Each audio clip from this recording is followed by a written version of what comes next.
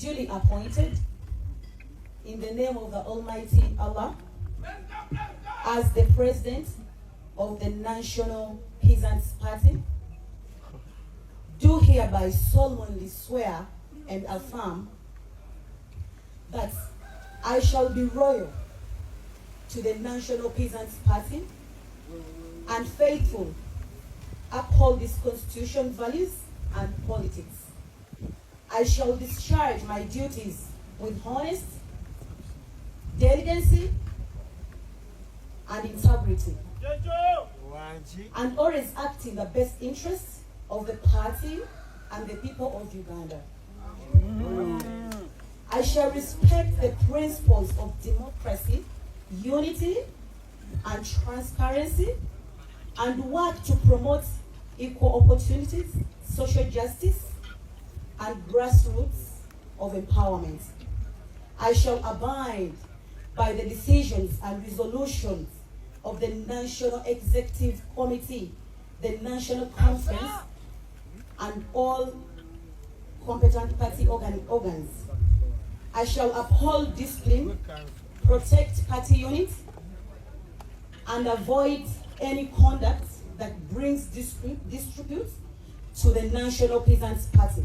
I shall Uganda chitokota NUP ejja kukozesa abantu ensobi. Abo nno owulidde oyo ye mukyala amanyiddwa nga Sitesha Mayanja, muyimbi wanene mu ggwanga Uganda, naye yeesoboddeyo mbu nabo baakoze ekibiina ekyabwe kye bayita Uganda National Peasants Party, era nga olunaku olwaleero alayiziddwa nga pulezidenti w'ekibiina ekyo, era nga yagenda okuba nga akwatira bendera ekibiina kyabwe avuganye ku bwa pulezidenti w'eggwanga Uganda. Ndi wano naawe nono twasooka kuwulira ne basooka kugamba nti ayagala kya Kampala woman member of Kampala. We twasooka okuwulira nti agenda kuba nga avuganya ku kya woman member of parliament Kampala. Ye kati ategempulidde mbu agenda kuvuganya ku ky'omukulembeze w'eggwanga nga yagenda okukwatira ebendera ekibiina kyabwe ekipya ekya Uganda National Peasants Party. Mu Uganda okaaba oseka, nkugambye wano mu Uganda okaaba oseka kitokota. Lekawo era nga tweyongerayo n'amawulire ag'enjawulo. Ye Norbert Mao agudde mu mbi z'abafutu soja lwa bigambo bye yayogedde ng'ajjonkera okuba nga ekibiina kya NUP bali mu kusonda ssente. Amateeka tegakkiriza kibiina kyonna kukuŋŋaanya ssente zisukka miliyoni 4. IPOD kye kibiina ekyasobola okumatiza gavumenti okuteeka ssente mu bibiina. You cannot be a political party aspiring.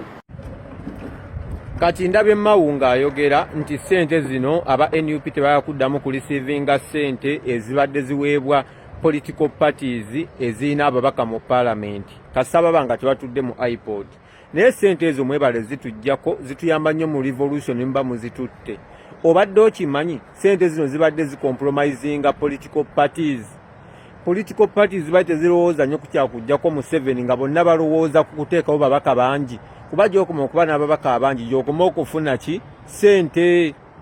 Baaziteekawo compromisinga era kakati wano beekubye ejje katugenda kuba tufokasinga ku Museveni. Political parties zonna zigenda kuba zifokasinga ku Museveni.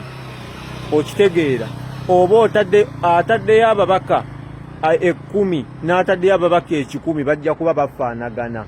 Era kyova olaba United Forces of Change badde tekola nga batula mu butuuzi mu boardroom meeting ne banywa kacaayi, naye ng'ebituuka ku by'okwegatta waneno mu kalulu tebeegatta.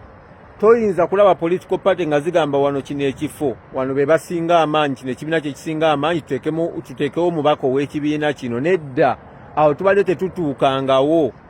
Bonna nga bwe mwagamba kanteekewo wange ayitewo, kuba bw'ayitewo n'atuuka mu parliament bwe nfuna ababaka bangi ngenda kuba nze nfuna ssente nnyingi. Obaako mukategeera. Nabagamba ngenda kubeera bize season eno nga byonna mbibagamba. So ssente muzitwale tusonde ssente zive mu Bannayuganda. Abannayuganda baba nga be basonze ssente tujja kubanga tuli accountable ku Bannayuganda, nga tuli answerable era nga bannayuganda batuvunaanyizibwako 100%. Sente z'ebyobufuzi zirina kuva mu bantu betukiikirira betugenda osaavinga. So mwebale zitwala, nze sikaaba siri omu kubakaaba. Amannya n'eddoboozi batoke yenze munnamu. Anti munange gakyali mabaga era bakyayogera bingi kubanga essente zo zikyajjira ddala. Fudde nayongerezaako n'agamba nti okusondera koosi yonna Abannayuganda ekyo kyangu nnyo, omuntu ne waba mwavu nga talina kyayina, nti era singa kyali nti kyali kisobozesa okubanga Museveni avaako singa baakikola dda. So omuntu aveeyo n'ayogera n'agamba nti bali mu kusolooza abantu era abantu bakikola kyeyagalire. Balire na bulumi we balina ebintu bye tuyitamu n'embeera enyigirizwa mu Uganda. Singa kusonda okujjako Museveni, singa okujjako Museveni twali kwa kusonda sente, kama Museveni yavaako ku kisajja kyasookera ddala. Mbaddiremu. Singa okujjako Museveni baatugamba ngo okumujjako musonda omutemwa gwe sente bweguti ne bweguti. Abannayuganda singa baagusonda dda. Okusondera koosi yonna ejjako Museveni ku Uganda kyasinza okuba ekya rais. Va kubine muntu yenna talina sizigulanda we omuntu ali awo mulyake, omuntu ali awo simu bugumyeko, ali awo alina omutima ogutaagaliza be boogera mu luseke. Omunnayuganda nga anaakola ekintu akkiriza omuntu abakkiriza.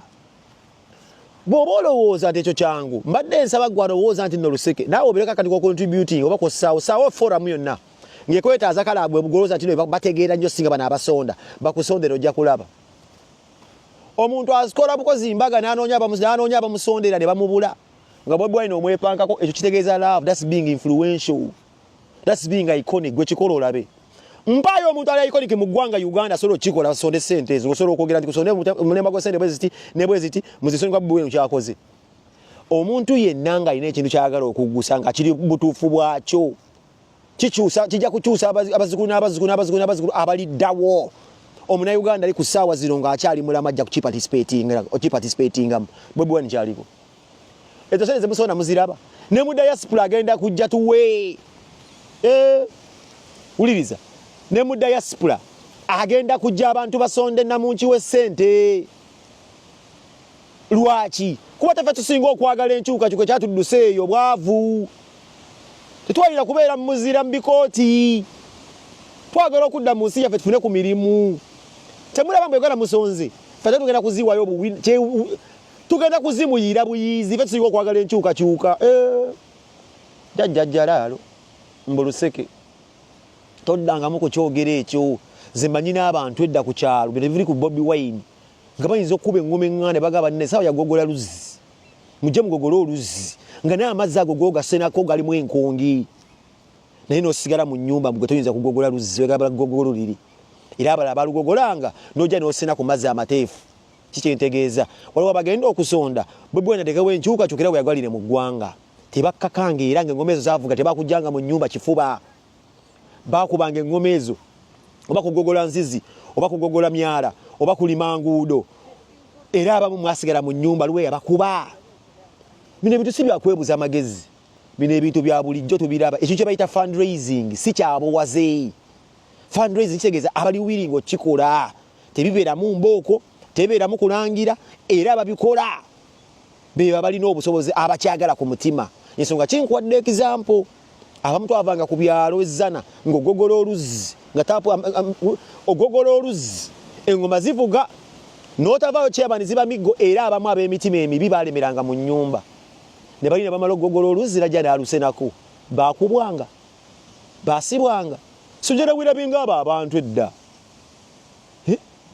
omuntu bamu bafiirwa olwaba abantu ku kyalo omuntu afiirwa bufiirwa ne bayisa ekizalo tegundi afiiriddwa n'otayita n'okumusaasira. Abantu jiba kisiguba mutima. Mulaba ngo omuntu agamba nti oluseko guba mutima gwa muntu. Kuba this is clean money.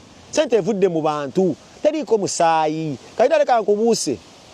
Government eno obutaswala. Eyinza okutayibinga Bobi Wine sente zibazo okuwera n'ezikuba omusolo. Bu taxation gyawa badde akola. Egenda kumulinda nga ziweze mugambe taxation. Sasula simanyi revenue obadde ku mulimu.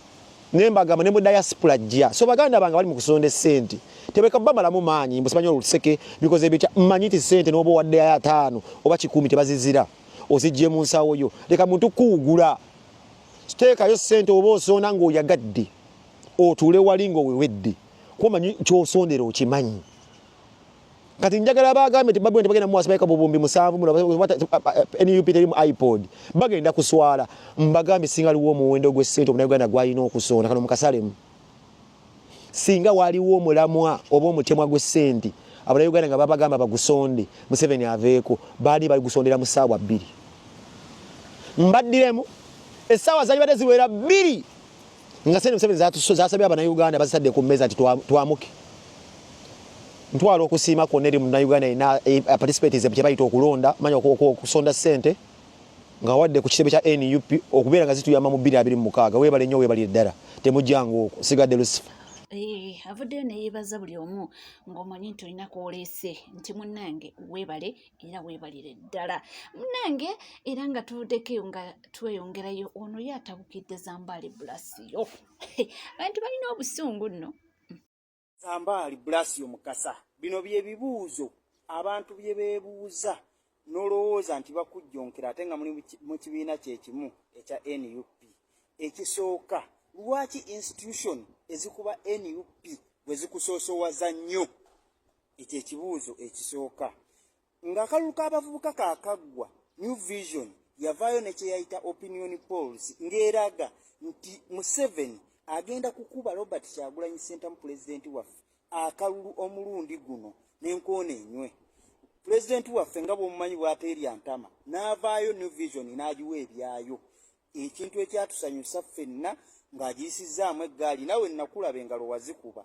New Vision yakomyewo n'ekintu kye kimu kyeyita opinion polls ku luno ng'egamba ba MP ng'eraga nti Nansana gwaliidinze ne points oba 48 ng'eraga nti Sserunkuma John Bosco Kaana Kambata ategeddwa okuliidinga nti ate ali mu kyakubiri oba ne points 28 bwe watyo.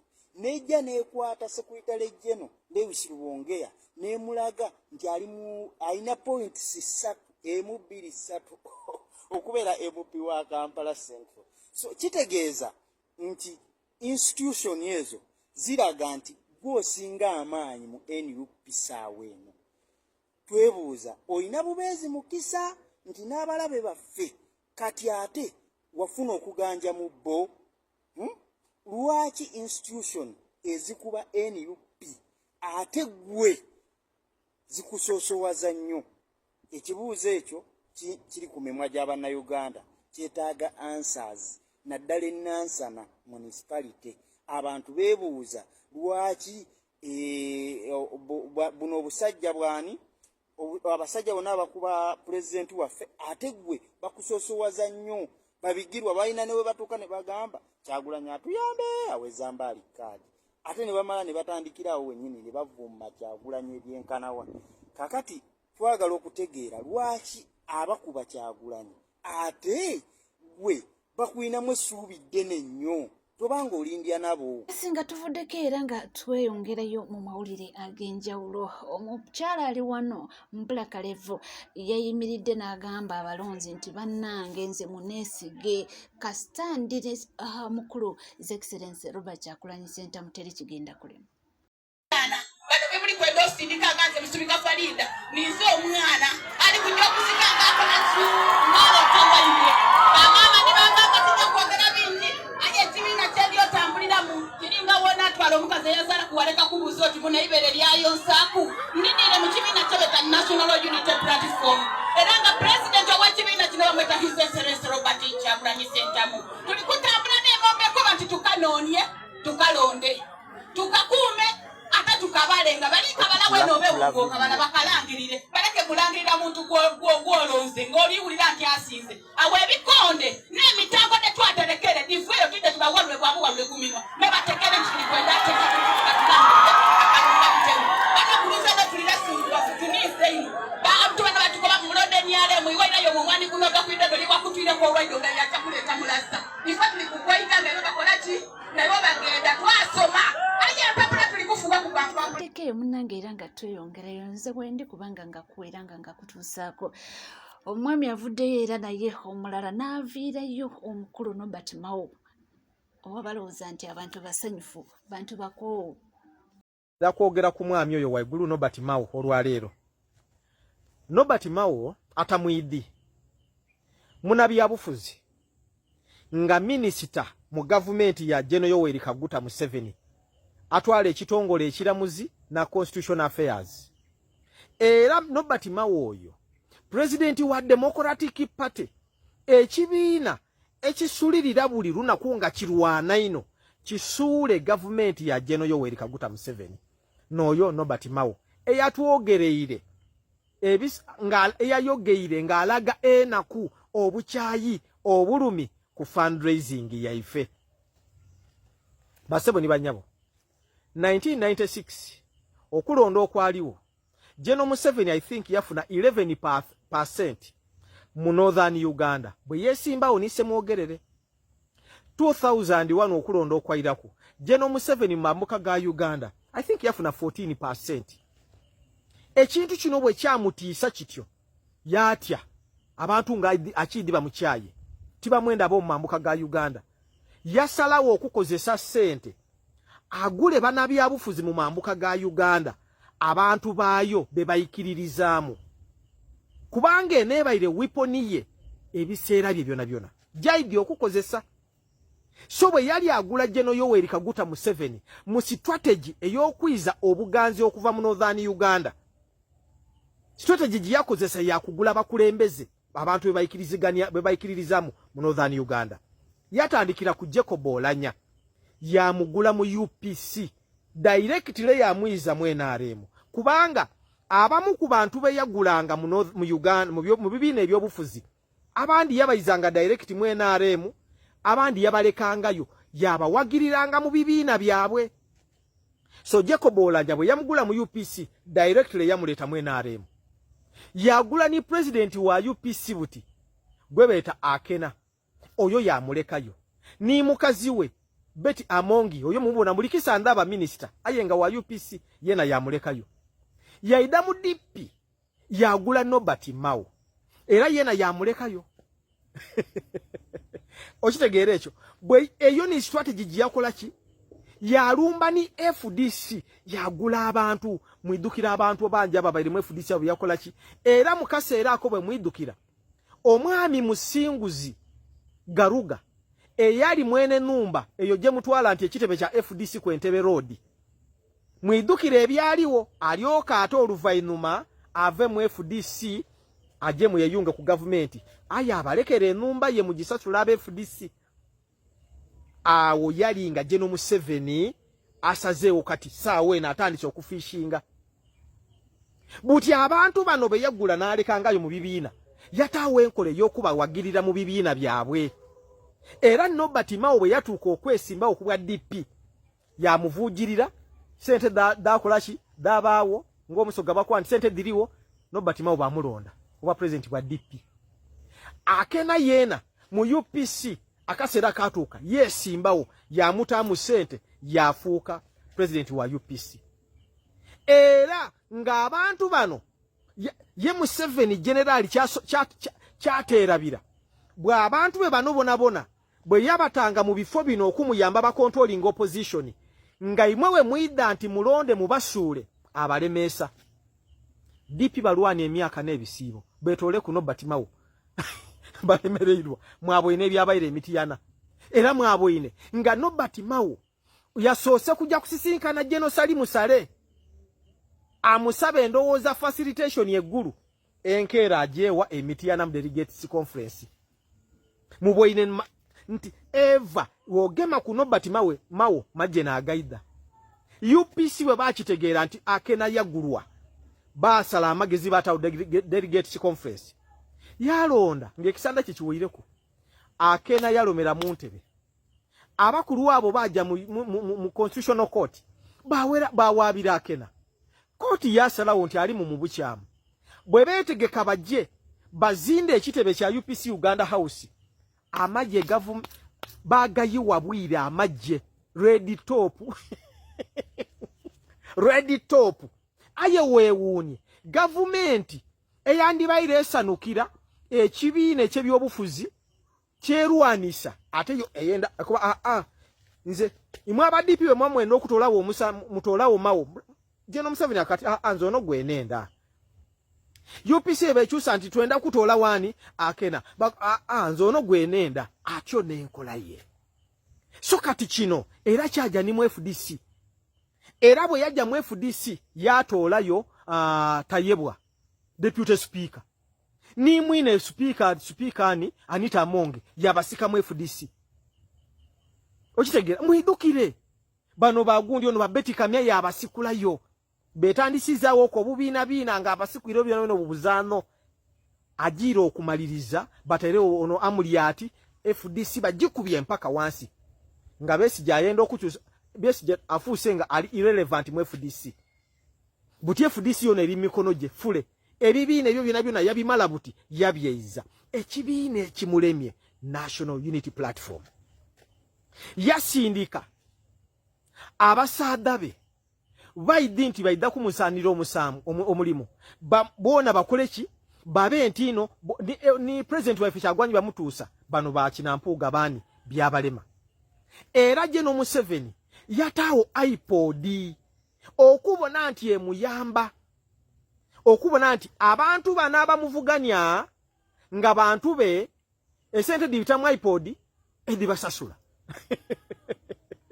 bajira okwesanga nga butisaawo eno ekibiina ekyamaani ekigundiivu nope ate yaloba iPod ebizibu bwe bidiire bakyusiza amateeka bakoye titukakuwa sente bo batoida mu iPod nope etaire fundraising batani kyogikuwamu ebituli tosaanye kusoloza sente diswika milioni 4 NRM bulide sonda milioni bilioni 8 bilioni 2 bilioni meka chiku bilioni 2